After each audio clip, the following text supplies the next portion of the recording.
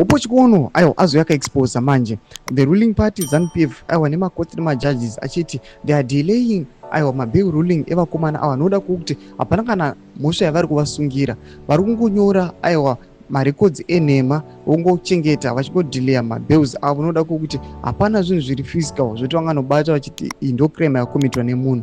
Sana penda mashoko anobudatira hapana mutombwa subscribe like or turn on the bell icon. Upo chiona nyora chiti take a listen to lawyer Jeremiah Bamu and retweet. He's representing the civil society activists and trade unionists who were abducted from a plane last week, tortured and then jailed without trial.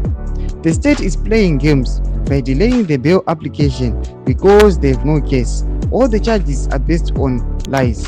You cannot ask people to use a court system run by Dopey Luke when his magistrates are behaving this way. Dopey Luke is doing crooked Emerson's dirty work by violating the constitution and depriving citizens of due process. Crooked Emerson is leading the country down a dangerous path.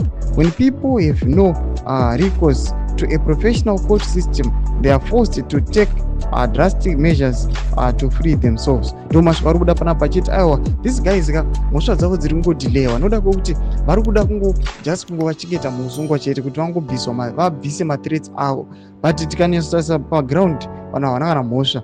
Mumarekodzi avo vari kunyora mhosva dzenhema, mhosva dzasitana kutombokomita for the sake yekungoti ivo vangova freed, vashaye vanhu vanovaopoza. Tudze mafungiro enyu muri kudii pamusoro mashoko anotaurwa naUpo Chikono. Ndakume section medu, subscribe, like, turn on the bell icon.